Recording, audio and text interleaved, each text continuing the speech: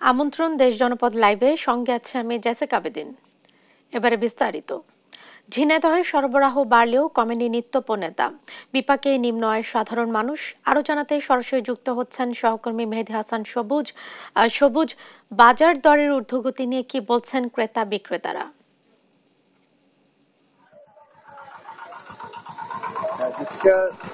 ঝিনাইদহের বাজারে কিন্তু ইতিমধ্যেই শীতকালীন যে সবজি তার কিন্তু আসলে খসড়া সাজিয়ে বিভিন্ন দোকানেরা কিন্তু বসেছে। আমি কিন্তু আগেও বিভিন্ন সময় বলেছি, ঝিনাইদহে কিন্তু প্রচুর আবাদি জমি, বিশেষ করে শীতকালীন যে সবজিগুলো উৎপাদিত হয় তার বেশিরভাগই কিন্তু আমাদের ঝিনাইদহ বা যশোরে উৎপাদনকৃত পণ্যগুলোই কিন্তু বাংলাদেশের বিভিন্ন প্রান্তে যায়। সেই ক্ষেত্রে কিন্তু ঝিনাইদহের বাজারে সরবরাহ অনেক বেশি থাকলেও দামের কিন্তু কিছুটা একটু পার্থক্য আছে। ক্রেতাদের অভিযোগ যে যেহেতু সরবরাহ নিজেদের এলাকাতে হচ্ছে, ঝিনাইদহের মাটিতে সরবরাহ হচ্ছে, কিন্তু তারপর কেন দামের ক্ষেত্রে আসলে এই তারতম্য। তাদের দাবি যে দাম যদি আরেক কিছুটা কমে সেক্ষেত্রে ক্রেতাদের জন্য নাগালের মধ্যে থাকে। আমি যদি একজন ক্রেতার সাথে কথা বলি, আচ্ছা আজকে আপনাদের এই বাজারের কি পরিস্থিতি, কোন সবজি কি দামে বিক্রি করছে? ভালো পরিস্থিতি, ভালো।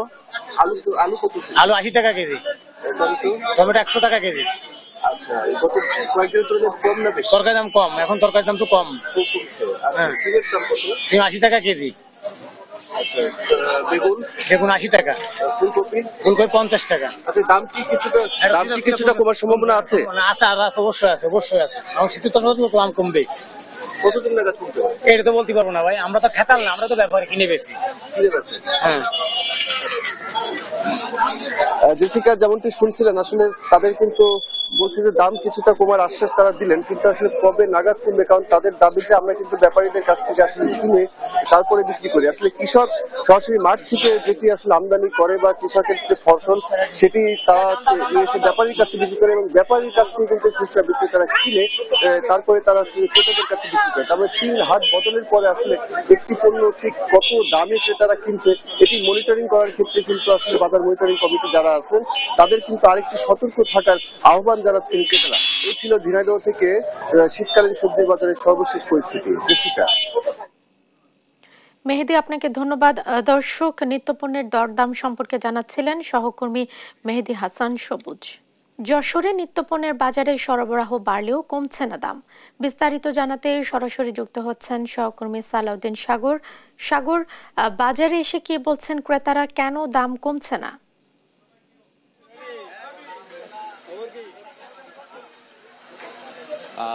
ধন্যবাদ। আপনি আসলে যেমনটা বলছেন যে আসলে যশোরে শীত বাড়ার সাথে সাথে কিন্তু শীতকালীন সবজির যে আমদানি সেটা কিন্তু বেড়েছে, কিন্তু আমরা বাজারে এসে যেটা দেখতে পাচ্ছি যে ক্রেতা সাধারণ যারা রয়েছে তাদের মাঝে কিন্তু স্বস্তি নেই।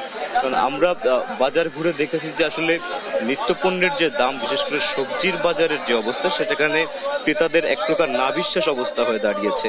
আজকের বাজার দর যদি আমি একটু বলি, কাঁচা মরিচ আজকে বিক্রি হচ্ছে 80 টাকা করে কেজি, আলু বিক্রি হচ্ছে 80 টাকা করে কেজি, পেঁয়াজ বিক্রি হচ্ছে 120 টাকা করে কেজি, রসুন বিক্রি হচ্ছে 215 টাকা করে কেজি, তারপরে শিম বিক্রি হচ্ছে কিন্তু 80 টাকা করে কেজি, ফুলকপি 50 টাকা করে কেজি। অর্থাৎ মানে ক্রেতার নাগালের ভেতরে কিন্তু আসলে যারা স্বল্প আয়ের মানুষ তাদের কিন্তু কাঁচা বাজারে এসে নাবিশ্বাস অবস্থা, এরকম একটা পরিবেশ হয়ে দাঁড়াচ্ছে। ধনিয়া পাতা বিক্রি হচ্ছে 150 টাকা করে কেজি, মিষ্টি কুমড়া বিক্রি হচ্ছে 50 থেকে 60 টাকা কেজি, পালং শাক 80 টাকা, মূলা বিক্রি হচ্ছে, আজকে মূলার দামটা একটু কম, মূলা 20 টাকা করে কেজি বিক্রি হচ্ছে, লাউ প্রতি পিস 20 টাকা করে বিক্রি হচ্ছে, বরবটি বিক্রি হচ্ছে 70 টাকা করে কেজি। আবার একটু মাংসের বাজারের খবর যদি জানিয়ে রাখি, গরুর মাংস কিন্তু বিক্রি হচ্ছে 700 টাকা করে কেজি, এবং খাসির যে মাংস রয়েছে খাসির মাংস কিন্তু 1100 টাকা করে কেজি বিক্রি হচ্ছে। ব্রয়লার মুরগি প্রতি কেজি বিক্রি হচ্ছে 250 টাকা করে, সোনালী মুরগি 290 থেকে 300 টাকা কেজি,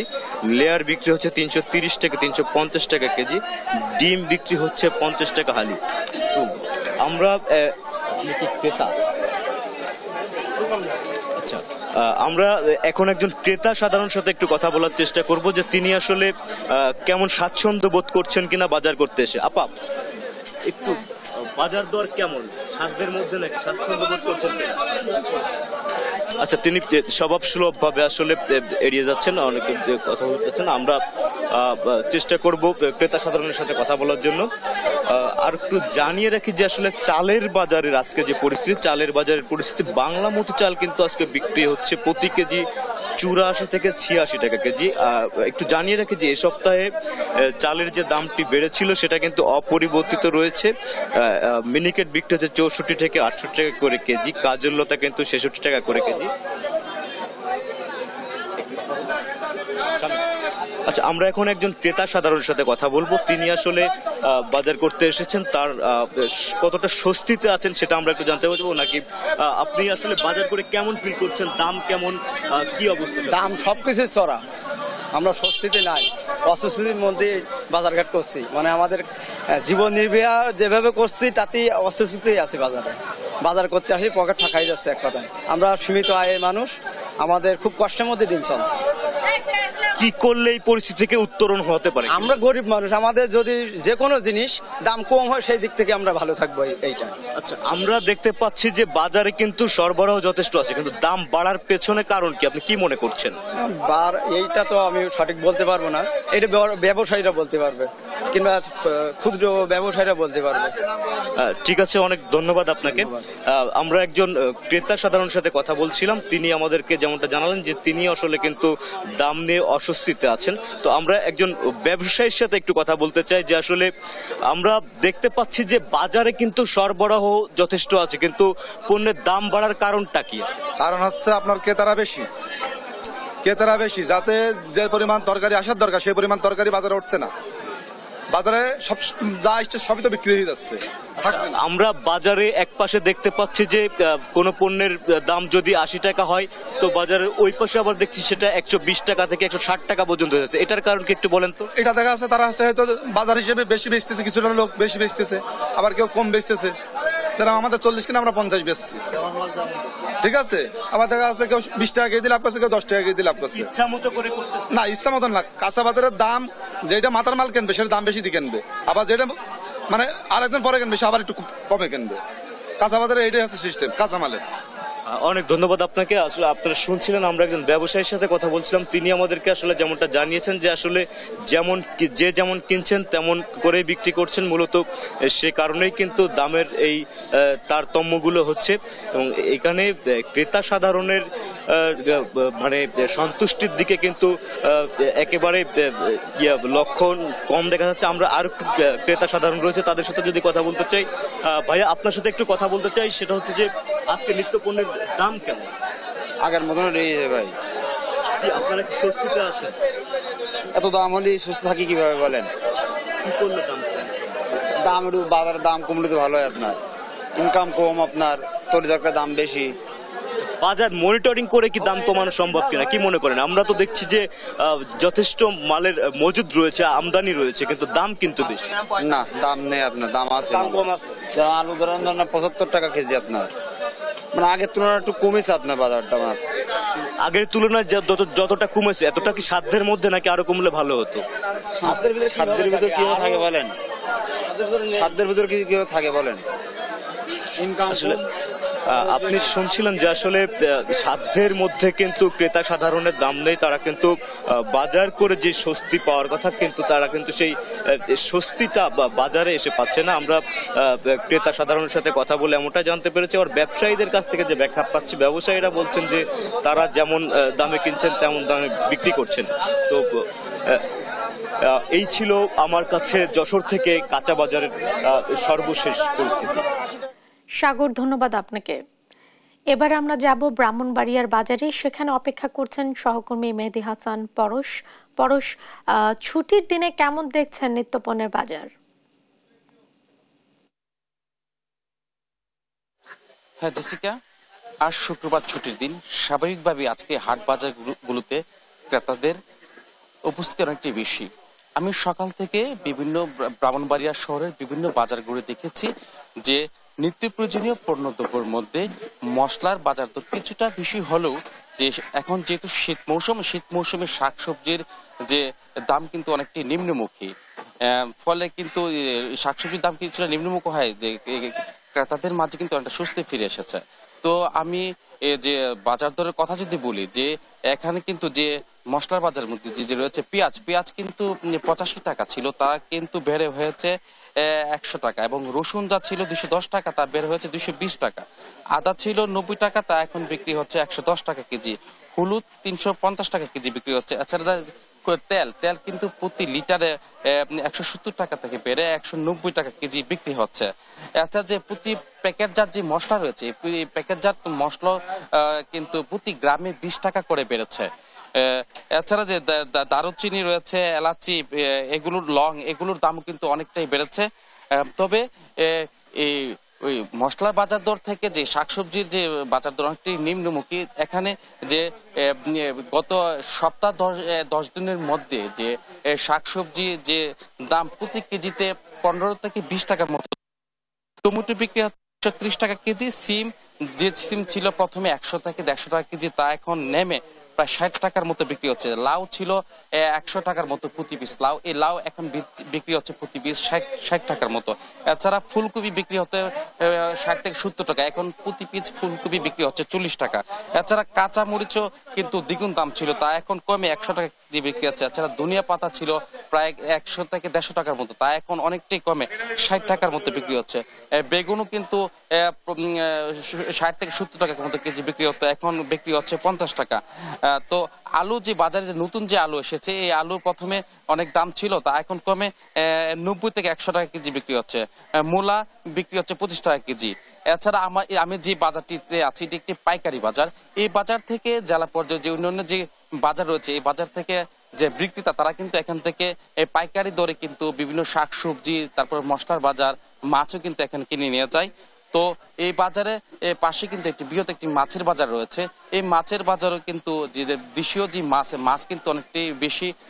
এখন যেহেতু বিভিন্ন খাল বিল নদী নালা শুকিয়ে যাচ্ছে, প্রচুর দেশীয় মাছ ধরা পড়ছে। তো দেশীয় মাছ বিভিন্ন ধরনের মাছ রয়েছে, তো এই মাছ প্রতি কেজিতে 500 থেকে 1000 টাকা বিক্রি হচ্ছে। এছাড়া যে রুই কাতল মাছ রয়েছে, এগুলো প্রকারভেদে কেজি 300 থেকে 350 টাকা কেজি বিক্রি হচ্ছে। তো এই বাজারে আসার পরে আমার বেশ কয়েকজন ক্রেতা রয়েছে, ক্রেতার সাথে আমার কথা হয়েছে। তারা বলছেন যে বাজারে সবকিছুর দাম কিন্তু অনেকটাই নিয়ন্ত্রণের মতো রয়েছে এখনো। তো এক এক সময় এক এক পণ্যের দাম কিন্তু বাড়ে। মূলত সিন্ডিকেটরা টার্গেট করে এসব পণ্য দাম উঠানামা করে। তো বাজারে এই অস্থিরতার নিয়ন্ত্রণে আনতে তারা ভোক্তা অধিকারের কাছে কঠোরভাবে পদক্ষেপ নেওয়ার কথা জানিয়েছেন। তা না হলে যে পণ্যদ্রব্যের দাম নিয়ে কিন্তু অনেকটা ক্রেতাদের দুর্ভোগ বেড়ে যাবে। তো এ বিষয়ে যে আমার ভোক্তা অধিদপ্তর সাথে কথা হয়েছে, তিনি বলছেন যে তারা বাজার মনিটরিং করছেন।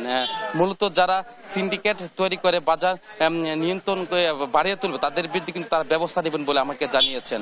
তো নিত্য পণ্যের বাজার দর নিয়ে এ ছিল আমার কাছে সর্বশেষ। জেসিকা। মেহেদী, আপনাকে ধন্যবাদ। দর্শক, নিত্যপণ্যের বাজার দর সম্পর্কে জানাচ্ছিলেন সহকর্মী মেহেদী হাসান পরশ। ভোলা এখনো স্বাভাবিক হয়নি ডেঙ্গু সংক্রমণ, তবে কমতে শুরু করেছে ডেঙ্গু রোগীর সংখ্যা। আরো জানাতে সরাসরি যুক্ত হচ্ছেন সহকর্মী ছোটন সাহা। ছোটন, ডেঙ্গু নিয়ন্ত্রণে প্রশাসন কি ধরনের ব্যবস্থা নিচ্ছে?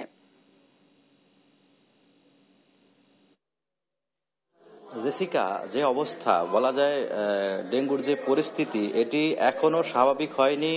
স্বাস্থ্য বিভাগ মনে করছে যে আসলে শীত মৌসুমে এই ডেঙ্গুর পরিস্থিতি স্বাভাবিক হওয়ার কথা ছিল, কিন্তু এখনো পর্যন্ত আজকে যে 29 দিন চলছে, এখন পর্যন্ত কিন্তু 210 জন রোগী কিন্তু আক্রান্ত হয়ে চিকিৎসা নিয়েছেন, এবং এখন পর্যন্ত ভোলার যে 250 শয্যার জেনারেল হাসপাতাল সহ যে অন্যান্য হাসপাতাল রয়েছে, সেখানে প্রায় 20 জনের মতো রোগী এখনো চিকিৎসাধীন অবস্থায় রয়েছেন, এবং এই মৌসুমে সর্বমোট যে আক্রান্তর হার সেটি 714 জন আক্রান্ত হয়েছে, এবং একই সাথে কিন্তু ডেঙ্গু আক্রান্ত হয়ে 3 জনের কিন্তু মৃত্যুর খবরও আমরা পেয়েছি, এমনটি স্বাস্থ্য বিভাগের তথ্য মতে আমরা জেনেছি। এবং আপনি যে প্রশ্নটি করেছেন যে আসলে এই ডেঙ্গু নিয়ন্ত্রণে শুরু থেকেই যদিও স্বাস্থ্য বিভাগের যে চিকিৎসা সেবা কার্যক্রম সেটি স্বাভাবিক ছিল, যে রোগীদের চাপ থাকলেও তারা জনবল সংকটের পরও চেষ্টা করেছে রোগীদের চিকিৎসা দেওয়ার জন্য, কিন্তু যে স্থানীয় যে প্রশাসন, বিশেষ করে পৌরসভার যে ডেঙ্গু যে রোদ নিয়ন্ত্রণে যে তাদের যে মশক নিধন যে কার্যক্রম যে থাকার কথা ছিল সেটি আসলে উল্লেখযোগ্য হারে হয়নি, এবং স্বাস্থ্য বিভাগ বলেছে আমাদেরকে যে এই ডেঙ্গু সংক্রমণ পুরো ডিসেম্বর মাস জুড়েই কিন্তু থাকার সম্ভাবনা রয়েছে। তবে বলা যায় যে তুলনামূলক এই মৌসুমে তুলনামূলক এখন এই মাসে কিন্তু কিছুটা কমেছে। গত মাসে যেটি ছিল 284 জন, কিন্তু সেটি এ মাসে তার সংখ্যা নেমে এসেছে। এখন পর্যন্ত কিন্তু 210 জন আক্রান্ত হওয়ার খবর কিন্তু আমরা পেয়েছি, এবং যতটুকু জেনেছি যে হাসপাতালের যে ডেঙ্গু রোগীদের যে চিকিৎসা সেবা এবং যে ওষুধ সেগুলো আসলে রয়েছে পর্যাপ্ত সরবরাহ, এবং একই সাথে যারা রোগীর স্বজন রয়েছে তাদের সাথেও আমরা কথা বলেছি। তারা আমাদেরকে বলছিল যে উপকূলীয় জেলা ভোলায় যে ডেঙ্গুর সংক্রমণ বেড়ে যাওয়ার কারণে তারাও কিছুটা শঙ্কিত অবস্থায় রয়েছে। এবং আগে আমরা যেমনটি দেখেছি জেসিকা, যে ঢাকা বা চট্টগ্রাম থেকে আগত যারা রোগী রয়েছে তারা আক্রান্ত হতো, কিন্তু এখন যে অবস্থায় এখন কিন্তু স্থানীয়ভাবেই কিন্তু ডেঙ্গুতে আক্রান্ত হচ্ছে রোগীরা, এবং এই সংক্রমণ বেড়ে গেল, হয়তো এখন কিছুটা হলেও কমছে এমনটি আমরা জেনেছি। এবং ডাক্তাররা বলছিল যে এই ডেঙ্গু সংক্রমণ নিয়ে আতঙ্কিত না হয়ে পরিবারের যারা সদস্যরা রয়েছেন তাদের আরো বেশি সচেতন এবং সাবধানতা অবলম্বন করার কথা তারা বলেছেন। এবং একই সাথে যে সমস্ত এলাকাগুলোতে ডেঙ্গুর বিস্তার ছড়াচ্ছে এবং ডেঙ্গু সংক্রমণের সম্ভাবনা রয়েছে সে সমস্ত এলাকাগুলো পরিষ্কার পরিচ্ছন্ন রাখার আহ্বানও কিন্তু জানানো হয়েছে। তো এ ছিল আমার কাছে ভোলাতে যে ডেঙ্গু সংক্রমণের সার্বিক পরিস্থিতি। জেসিকা। ছোটন, আপনাকে ধন্যবাদ। দর্শক, ভোলার ডেঙ্গু পরিস্থিতি সম্পর্কে জানাচ্ছিলেন সহকর্মী ছোটন সাহা। নোয়াখালী জেনারেল হাসপাতালে সেবা কার্যক্রমে চলছে চরম অব্যবস্থাপনা। সেবার পরিবেশ না থাকে ভোগান্তিতে রোগী ও স্বজনেরা। বিস্তারিত জানাতে সরাসরি যুক্ত হচ্ছেন সহকর্মী সুজন মাওলা। সুজন, অব্যবস্থাপনা সম্পর্কে কি বলছে হাসপাতাল কর্তৃপক্ষ?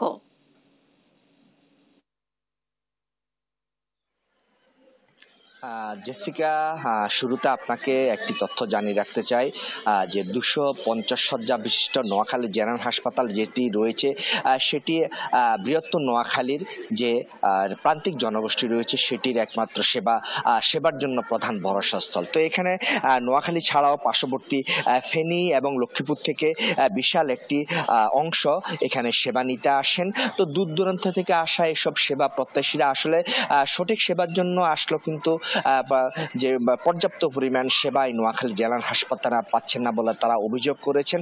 কারণ হিসেবে তারা বলছেন যে আসলে যে এই হাসপাতালে যে পরিবেশ রয়েছে এই পরিবেশ অনেকটা সেবা সহায়ক নয়। একই সাথে তারা বলছেন যে হাসপাতালের বাইরে এবং অভ্যন্তর এবং বাইরে দুটো জায়গাতেই যে পরিবেশ সেবার যে পরিবেশ সেই পরিবেশে তারা সন্তুষ্ট না। দেখায় অবশ্যই আমি সকাল থেকে হাসপাতালের বিভিন্ন ওয়ার্ড এবং বিভিন্ন ভবন ঘুরে যেটি দেখতে পেয়েছি এবং বাইরে যেটি দেখতে পেয়েছি আসলে ময়লা আবর্জনায় একাকার রয়েছে নোয়াখালী হাসপাতালের ভিতরে এবং বাইরে দুটোই। একই সাথে যে হাসপাতালের ভবনের ভিতরে বিভিন্ন ওয়ার্ডের যে ওয়াশরুম গুলো রয়েছে অর্থাৎ যে বাথরুম গুলো রয়েছে সেগুলো ব্যবহারের জন্য পর্যাপ্ত পরিমাণ পরিষ্কার পরিচ্ছন্ন নয়। তো এই ক্ষেত্রে রোগী এবং তাদের সাথে আসা স্বজনরা এবং তাদেরকে দেখতে আসা অন্যান্য স্বজনরাও একটা অস্বস্তিতে রয়েছেন। বিশেষ করে যে নারী এবং শিশুরা এই বাথরুম ব্যবহার করার ক্ষেত্রে একটি দুর্ভোগের মধ্যে রয়েছেন বলে তারা জানিয়েছেন। তো এই সেবা প্রত্যাশী অনেক নারী এবং রোগী দেখতে আসা অনেক স্বজন জানিয়েছেন যে আসলে যে বাথরুমের পর্যাপ্ত পরিমাণ নিরাপত্তা না থাকায় একই সাথে যে মহিলা বাথরুম এবং পুরুষ বাথরুম দুটি একসাথে থাকায় আসলে যে তারা যারা নারীরা আসেন তারা একটা অস্বস্তি বোধ করছেন বলে তারা জানিয়েছেন। তো রোগীরা আরো জানিয়েছেন যে আসলে যে তারা মাঝে মাঝে তাদের যে বাথরুমে যাওয়ার জন্য প্রয়োজন প্রয়োজন পড়ে যে সেটিতে তারা যে কিছুটা সুস্থ হলে এই বাথরুমে গেলে তারা আর অস্বস্তি বোধ করেন বলে তারা জানিয়েছেন। তো হাসপাতালে যে বাহ্যিকভাবে যে অবস্থা আমরা দেখতে পাচ্ছি যে ময়লা আবর্জনা ছিটানো রয়েছে, এদিক সেদিক ভাবে যে কোথাও ময়লার স্তূপ রয়েছে, একের সাথে যে আপনি দেখতে পাচ্ছেন যে গোচারণ ভূমিতে পরিণত হয়েছে নোয়াখালী জেলা হাসপাতাল, যে দিব্যিভাবে যে বিভিন্ন টোকাই এবং ঢুকে হাসপাতালের যে রোগী এবং স্বজনদের যে জিনিসপত্র অহরহ চুরির অভিযোগও রয়েছে বলে জানিয়েছেন এখানকার রোগী এবং তাদের স্বজনরা। একই সাথে নিশ্চয়ই দেখতে পাচ্ছেন যে গরু ঢুকে যে একটা গোচারণ ভূমিতে পরিণত হয়েছে নোয়াখালী জেনারেল হাসপাতালের যে বাইরের যে অংশটি রয়েছে। তো আরেকটি তথ্য আপনাকে জানিয়ে রাখতে চাই যে বিকাল হলে সন্ধ্যা গড়িয়ে গেলে যে নোয়াখালী জেলা হাসপাতালের পিছনের অংশে যে মাদক সেবীদের একটা আড্ডা বসে বলে জানিয়েছেন এখানে স্থানীয়রা। তারা জানিয়েছেন যে মাদক সেবীরা এখানে বিভিন্ন ধরনের মাদক গ্রহণ করে, একই সাথে যে দূর দূরান্ত থেকে যেসব রোগী এবং তাদের স্বজনরা আসেন তাদেরকে ছিনতাইয়ের অভিযোগও রয়েছে বলে তারা জানিয়েছেন। তো আপনাকে আরেকটি তথ্য জানিয়ে রাখতে জেসিকা, যে বিগত সরকারের সময় যে এখানে কিছু কর্মকর্তা এবং কর্মচারী নিয়োগ পেয়েছিল, তারা দীর্ঘদিন একই কর্মস্থলে থাকা, প্রায় 15 থেকে 16 বছর একই কর্মস্থলে থাকা, তারা এখানে একটি সিন্ডিকেট গড়ে তুলেছেন। যে সিন্ডিকেটের মাধ্যমে, যে সিন্ডিকেট এখনো সক্রিয় রয়েছে নোয়াখালী জেলা হাসপাতালে, তারা বদলি না হওয়ায় বা তারা অন্যত্র না যাওয়া বা অন্য কর্মস্থলে না যাওয়া, এই সিন্ডিকেটটি এখনো বিদ্যমান থাকায় যে হাসপাতালের ডাক্তার থেকে চিকিৎসক থেকে শুরু করে অন্যান্য যে কর্মকর্তা কর্মচারী রয়েছেন তারা এখন একটা অসহনীয় পর্যায়ে যে তাদের কাছে জিম্মি পর্যায়ে রয়েছে বলে তারা জানিয়েছেন। তো এই সিন্ডিকেটকে এখন যে বদলি করার এখন একটি মুখ্যম শুরু হয়েছে অন্তর্বর্তী সরকারের থেকে। তারা দাবি জানিয়েছেন যে এই সিন্ডিকেটকে বদলি করে জেনারেল হাসপাতালের যে সেবা রয়েছে সেবা কার্যক্রম ত্বরান্বিত করার আহ্বান জানিয়েছেন। অপরদিকে হাসপাতাল কর্তৃপক্ষ বলছেন যে যারা নোয়াখালী জেলা হাসপাতালের যে নতুন যে ভবনটি হচ্ছে, এই ভবন নির্মাণ করে তাদেরকে বুঝিয়ে দেওয়া হলেই যে হাসপাতালের যে অব্যবস্থাপনা রয়েছে সেবা যে সে অব্যবস্থাপনা কেটে যাওয়া বলে তারা জানিয়েছেন। এ হচ্ছে নোয়াখালী হাসপাতাল থেকে আমার কাছে সর্বশেষ। জেসিকা। সুজন, আপনাকে ধন্যবাদ। দর্শক, নোয়াখালী জেনারেল হাসপাতালের অব্যবস্থাপনা সম্পর্কে জানাচ্ছিলেন সহকর্মী সুজন মাওলা। ফেনী শহরের পানি নিষ্কাশনের অন্যতম খাল খাজা আহমদ লেক ভরাট করে অবৈধভাবে 3 শতাধিক দোকান গড়ে তুলেছে ফেনী পৌরসভা। এ নিয়ে বিস্তারিত জানাচ্ছেন সহকর্মী তোফায়েল আহমেদ নিলয়। অভিযোগের বিষয়ে কি বলছে পৌর কর্তৃপক্ষ? হ্যাঁ জেসিকা, আসলে আপনি যেমনটি বলছিলেন যে ফেনী পৌরসভার পানি নিষ্কাশনের অন্যতম যে খাল সেটি হচ্ছে খাজা আহমদ লেক, সেটি ভরাট করে এখানে প্রায় 350 মতো দোকান গড়ে তুলেছে ফেনী পৌরসভা। আমরা দেখেছি যে এই খালটি আসলে 1972 সালে ফেনীর রাজা নামে খ্যাত খাজা আহমদ, তিনি ঢাকা চট্টগ্রাম মহাসড়কের যে পুরাতন সড়ক রয়েছে সেটির দুপাশে 2টি খাল তিনি খনন করেছিলেন। এই অঞ্চলের মানুষের কৃষির উপর নির্ভর করে এই 2টি খাল কিন্তু খনন করা হয়েছিল সুফলা প্রকল্পের আওতায়। কিন্তু আমরা দেখেছি যে কালের পরিবর্তনে আসলে সেই 2টি খালের মধ্যে একটি খাল আসলে ফেনী পৌরসভা ভরাট করে সেখানে একটি মার্কেট নির্মাণ করেছে। সেই মার্কেটে আসলে প্রথমে আমরা দেখেছি যেটা পুরো এলাকাটি নদীটি আসলে ভরাট করে সেখানে একটি মার্কেট নির্মাণ করে, পরবর্তীতে সেখানে ফেনী পৌরসভার একটি সাইনবোর্ড টাঙিয়ে দেওয়া হয়। সাইনবোর্ড টাঙিয়ে দেওয়ার মাধ্যমে আসলে সেটি পৌরসভার হয়ে গেল এবং কি পৌরসভা তাদের নিজস্ব করে ফেললো। এরপরে আসলে সেখানকার প্রায় 300 থেকে 350 দোকান থেকে আসলে 5 থেকে 7 লক্ষ টাকা আসলে সিকিউরিটি বাবদ এখানকার মানুষদের কাছ থেকে নিয়েছে। তবে এই সিকিউরিটি যেগুলো নিয়েছে সেগুলো থেকে আসলে পর্যাপ্ত পরিমাণ যে সকল দোকানদার রয়েছে তারা আসলে যে উদ্দেশ্যে আসলে এখানে দোকানগুলো নিয়েছিল সেই উদ্দেশ্যে কিন্তু তারা সফল করতে পারেনি বলে কিন্তু তারা অভিযোগ করছে। আমরা এখনকার পৌর প্রশাসকের সাথে কথা বলেছিলাম, আসলে তিনি আমাকে বলেছে এখানকার যে খাজা আহমদ লেক সেটি আসলে তৎকালীন পৌর মেয়র হাজি আলাউদ্দিন তিনি সেটি এখানে একটি মার্কেট নির্মাণ করেছে, সেটি পৌরসভার মাধ্যমে সেটি বন্টন করা হয়েছে। তবে সেটি উচ্ছেদের বিষয়ে আসলে এখনো পর্যন্ত তাদের কাছে কোনো অভিযোগ বা তাদের যে উচ্ছেদের মাধ্যমে সেটি আসলে পুনরায় যে খাল খনন করবে সেটি কিন্তু তারা এখনো কোনো ধরনের উদ্যোগ গ্রহণ করেনি। তবে আমরা দেখেছি যে এই খালটি ভরাটের মাধ্যমে আসলে ফেনী পৌরসভায় গত কয়েকদিন যে গতবারে যে ভয়াবহ বন্যা সেই বন্যার কিন্তু যে ক্ষতি সেই ক্ষতির সম্মুখীন হয়েছে ফেনীবাসী। এই খালটি আসলে সচল থাকলে ফেনীবাসী আসলে অনেকটাই পানি নিষ্কাশন যে উপকৃত হতো এবং বন্যার যে ভয়াবহতা সেটি থেকে কিন্তু তারা রক্ষা পেত। শুধু এই খাজাম্মদ লেক নয়, ফেনী শহরে যতটুকু খাল রয়েছে অধিকাংশ খালই কিন্তু ইতিমধ্যে দখল এবং দূষণের মধ্যে রয়েছে বলে আমরা জানতে পেরেছি। জেসিকা, এই ছিল আমার কাছে খাজাম্মদ লেক দখল নিয়ে সর্বশেষ তথ্য। নিলয়, ধন্যবাদ আপনাকে। দর্শক, ফেনী থেকে যুক্ত ছিলেন সহকর্মী তোফায়েল আহমেদ নিলয়। দীর্ঘ 18 বছর পর কুমিল্লায় অনুষ্ঠিত হচ্ছে জিয়া ক্রিকেট টুর্নামেন্ট। এ নিয়ে আরো জানাতে যুক্ত হচ্ছেন সহকর্মী সুমন কবির। সুমন, টুর্নামেন্টের আয়োজন এখন কেমন দেখছেন আপনি? জি জেসিকা, আপনি যেটা বলছেন, আসলে কুমিল্লা দীর্ঘ 18 বছর পর শহীদ দীনেন্দ্রনাথ দত্ত স্টেডিয়ামে জিয়া ক্রিকেট টুর্নামেন্ট শুরু হয়েছে। তবে একটা জানি কি, কুমিল্লার যে আসলে তাদের মূল উদ্দেশ্য হচ্ছে খেলোয়াড়দের কুমিল্লা থেকে ভালো খেলোয়াড় তৈরি করা, এবং সেই খেলোয়াড়দের যদি কথা বলতে চাই, কুমিল্লা যারা রয়েছে এখানে তারা বিএনপির অঙ্গ সংগঠন শুরু করে যারা জাতীয় দল বিএনপির আয়োজনে আসলে এই খেলাটা অনুষ্ঠিত হচ্ছে, এবং কুমিল্লা শহীদ দীনেন্দ্রনাথ বাসা সৈনিক শহীদ দীনেন্দ্রনাথ স্টেডিয়ামে খেলাটা শুরু হচ্ছে। আর জানি রাখি, কুমিল্লার চাঁদপুর, ব্রাহ্মণবাড়িয়া, কুমিল্লা, নোয়াখালী 4টা জেলা নিয়ে আসলে এই খেলাটা অনুষ্ঠিত হচ্ছে। এবং কুমিল্লার যে প্রাণ কেন্দ্র কুমিল্লার যে শহীদ দীনেন্দ্র স্টেডিয়াম থেকে আসলে এখানকার যে হাজী দক্ষিণ জেলার যে বিএনপি নেতা রয়েছে, যে আসলে আহ্বায়ক হাজী আমিন হোসেন ইয়াসিন এবং সম্পাদক, এবং সেই সাথে যারা সদস্য মহানগর বিএনপি এবং যারা বিএনপি অঙ্গ সংগঠন যারা রয়েছে, হাসিকুর রহমান মাহমুদ ওয়াসিম আসলে ক্রীড়া সম্পাদক হিসেবে যুগ্ম সম্পাদক বিএনপির, এবং সেই সাথে এখানকার যারা দর্শক পূর্ণ আসলে যে গ্যালারি তুমি দেখছো, দর্শকে বাড়তে শুরু করেছে, খেলা উপভোগ করতে শুরু করেছে। আমি যদি এই সংগঠনের যে আয়োজক আশিকুর রহমান মাহমুদ জেলা বিএনপি যুগ্ম এবং সদস্য সচিব হাজী মাহমুদ কথা বলবো, আসলে এই আয়োজনে আপনাদের যে ভূমিকা, এই আপনারা কি মেসেজ দিতে চাচ্ছেন, আসলে এই খেলার মাধ্যমে কি মেসেজ দিতে চাচ্ছেন?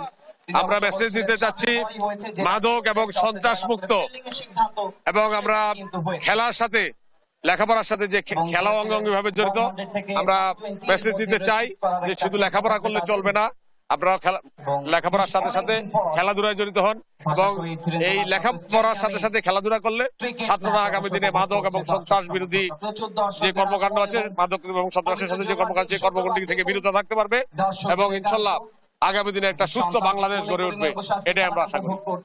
যেটা বলছেন, তারা চাচ্ছেন আসলে খেলার মাধ্যমে কুমিল্লা যে স্টেডিয়ামে আবার খেলা ফিরে আসে এবং কুমিল্লাতে ভালো প্লেয়ার তৈরি করে জাতীয় দলে যাতে যেতে পারে এবং দেশের ভূমিকা রাখতে, সেই জন্য আসলে এই জন্য আয়োজন ব্যক্তিগত 18 বছর আসলে এই আয়োজন শেষ হয়ে যাচ্ছে। এই ছিল কুমিল্লা শহীদ বাসা সৈনিক স্টেডিয়াম থেকে সর্বশেষ। সুমন, ধন্যবাদ আপনাকে কুমিল্লা থেকে যুক্ত হবার জন্য। এই ছিল এখনকার দেশ জনপদ লাইভ। পরে বুলেটিন দেখার আমন্ত্রণ রইল। ধন্যবাদ সাথে থাকার জন্য।